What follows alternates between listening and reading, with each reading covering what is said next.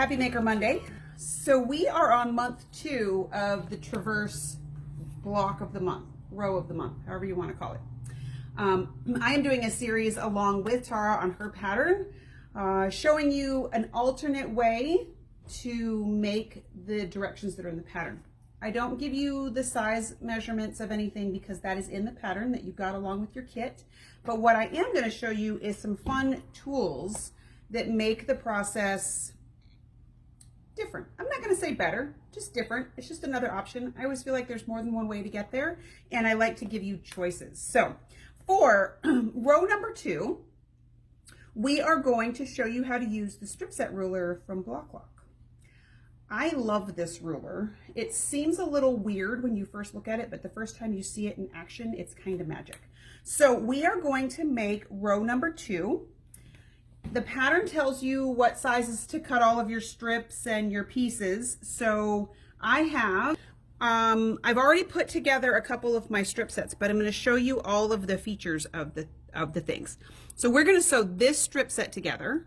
I've already cut and labeled all the other pieces that we need, as well as the other strip sets. So just a couple of tips on putting together strip sets.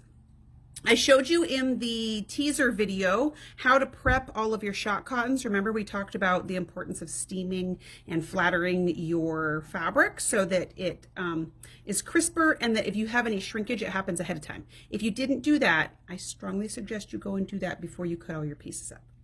So when I sew strip sets together, I don't necessarily pin. If you find that you have a hard time keeping your fabric straight or keeping your seam allowance consistent, then you might want to pin. When I'm putting my strip sets together, I just sort of lay them together where I can't see the fabric underneath, and I flip it over and make sure that I can't see this fabric underneath either. If you flip your fabric over and you find that it looks like this, you're not going to get a straight seam, and then when you press this or you wash this, it's going to come apart right here. So make sure that your strip sets are layered really nice and cleanly. Again, if you feel the need to pin these, go ahead. I'm going to show you when I get to my machine how I keep this straight as well. So since we have 3 fabrics here, we're going to sew the dark green to one side of the light green. We're going to press it, and then we're going to come back and sew these together. All right, so I'm going to put these 2 pieces of fabric together, and I'm going to take it to my machine. So I know I say this in lots of my videos, but my way that I like to get a scant 1/4 inch is I use a 1/4 inch piecing foot with a guide, and then on my settings of my machine, I will take my left to right shift feature and I will bump it over 1 notch. So my standard setting is 3.5. I'm going to bump it over to 3.75. That moves my needle over just a hair to the right, and that helps with a scant 1/4 inch. Now I've layered my fabrics together like we did at the ironing board, and you can see that you can't see fabric either side. I'm going to drop my foot down, and I'm going to run my fabric right along the edge of that guide there.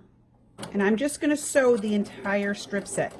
So the way I like to keep my fabric straight is I will sew for 5 or 6 inches maybe, and then I'll adjust my fabric to make sure it's all lined up.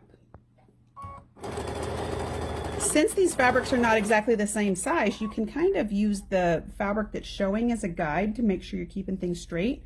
If you start seeing more of this green or less of this green over on the side, you're having a problem in your seam. I'm just going to sew my entire strip, and then we're going to talk pressing.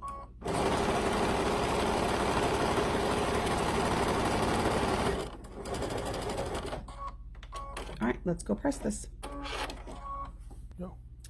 Now, since we're using a BlockLock ruler, and best practices when you're quilting anyway is to press to one side so that you have a sturdier seam, I'm going to set my seam. I'm leaving my dark fabric up.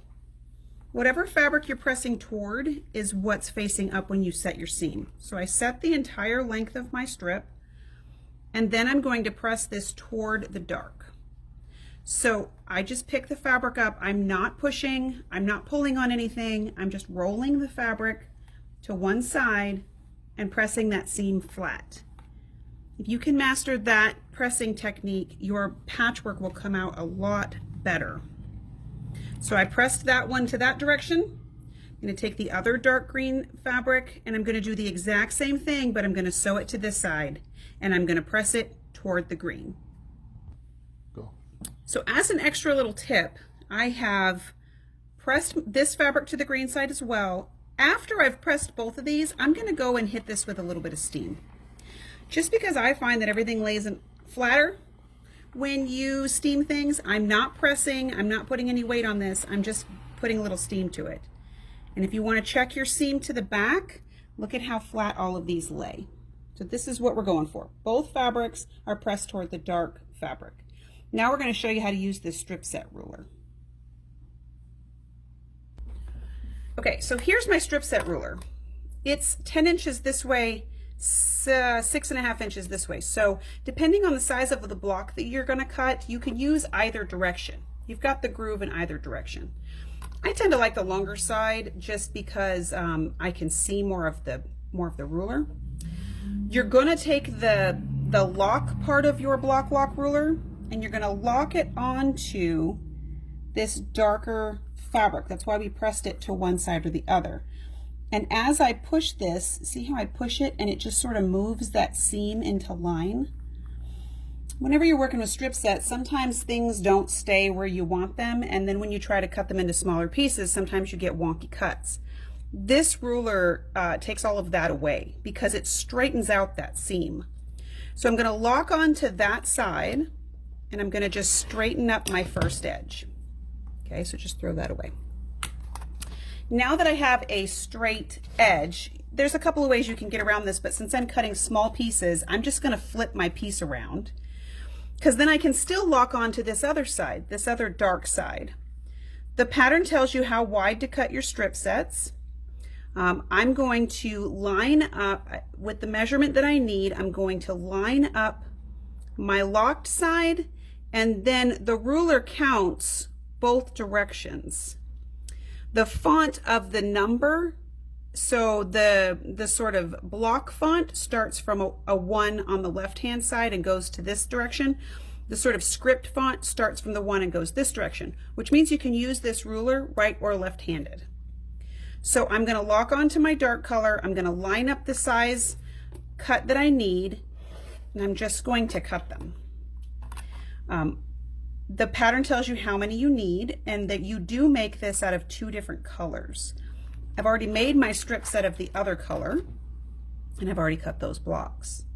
So I'm just going to go ahead and cut this whole row, this whole strip set up into the smaller pieces that I need.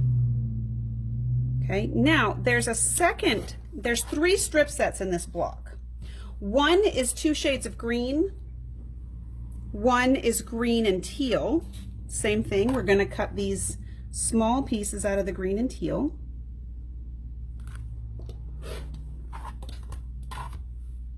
Okay. And this is why I had other pieces that were already chopped up, because that's how I make my block. The third strip is this really pretty pink on the outsides and the dark green on the inside. So since this is a different size measurement, because it's a bigger block, I've pressed still towards this dark green. So now check this out. I'm going to lock onto the green from the top. Whereas the other 2 I locked on from the bottom so I could push to the dark green. Since my dark green is pressed down, I'm going to lock it down. And then I'm going to slide my measurement over so I cut the size measurement that I need of this set. How cool is that? You will get such precise cutting that you won't even know what to do with yourself. All right, so I'm going to lay out my pieces and start to sew them together, and I'm going to give you some tips on pinning and sewing and pressing. All right, so now I have the 2 strip sets that I've cut and my other pieces that the pattern told me to cut. And this is kind of a mock-up of how my block's going to go together. Since I'm sewing strip sets to whole pieces, the way I like to do this is I lay my pieces together like this. Now, if you want super accurate patchwork, I always talk about the ABCs of patchwork. Accurate cutting, a scant 1/4 inch seam allowance, which we already showed, and pressing with intention, which we already showed.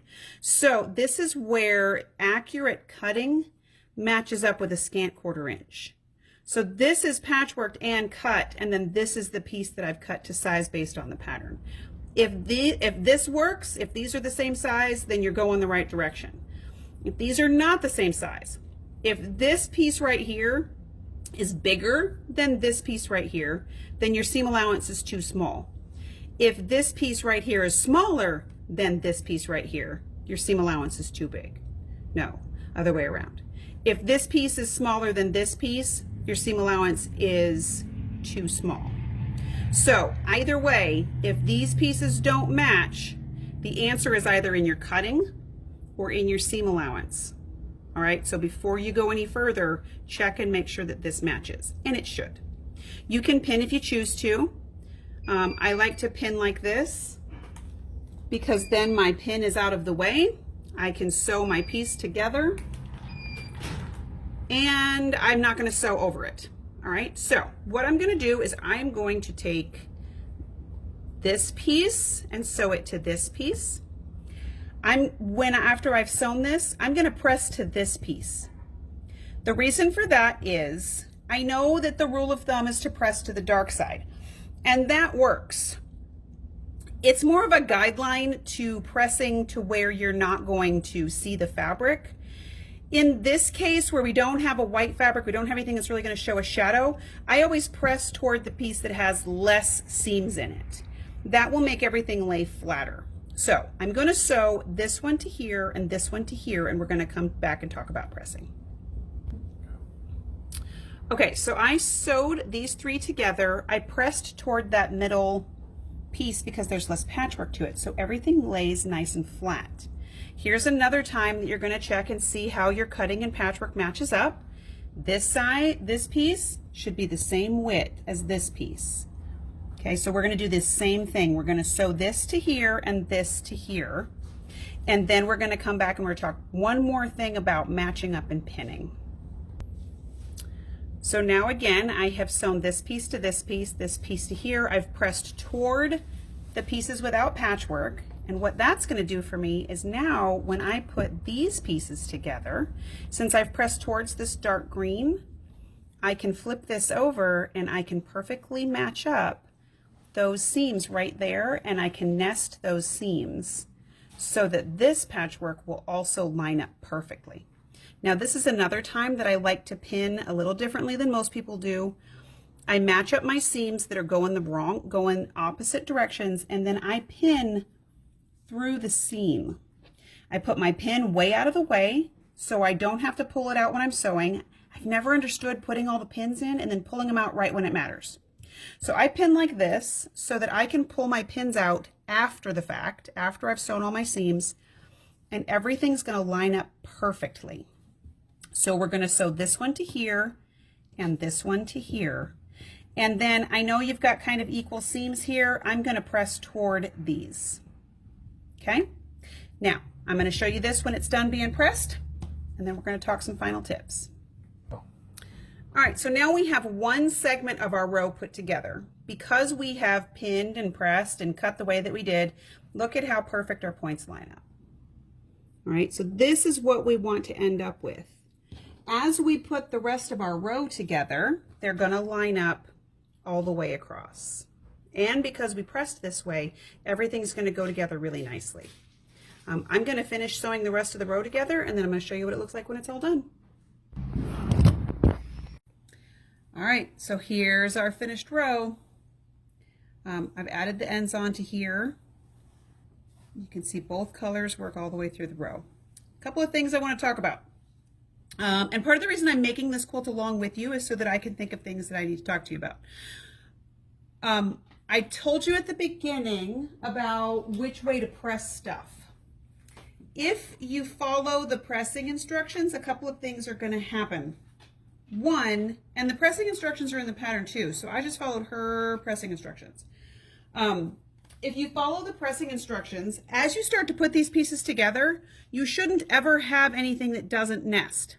So about 4 different times as I was putting this together, I tried to put these 2 pieces next to each other, And they don't nest. So it's like, wait a minute, something's wrong. So I had to flip it around. Listen to the nesting rules because they'll stop you from doing stupid things.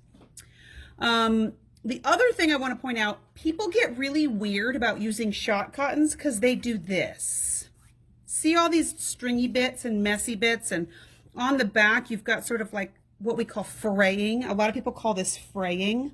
It's not really fraying. It's just that this is woven fabric, so the weave is just a little bit looser, and so you have more bits that come out when you work with it. The flatter helps that quite a bit, and the steaming helps that. But just accept the fact that this is the nature of working with this kind of fabric. Don't get all worked up about it. Don't freak out about it. It's not that big a deal. As long as you have a nice, consistent 1/4 inch seam allowance and you're pressing nicely, don't worry about this fabric coming apart as you sew it or as you wash it or as you quilt it. This is why a consistent 1/4 inch seam allowance is really important. It's also the reason we press to one side or the other, because as you quilt through this, your quilting is going to stabilize those seams that are pressed to one side or the other, okay? So your ironing board or your pressing surface or whatever is very likely going to look like this. It's okay. Don't freak out. Do yourself a favor and pick up a gleaner. I love these things. I sell them on my website. And look, it'll just clean all this mess up. It just picks it all up. It picks it up off your ironing board, picks it up off your clothes, picks it up from everywhere. Just scoop it all up, throw it away, and start on your next block. All right, so here we are. Month number 2 is these really cool cross blocks. We're going to add that to our flying geese strips that are up there on the design wall. And we'll see you next month. Next month, we're doing curves.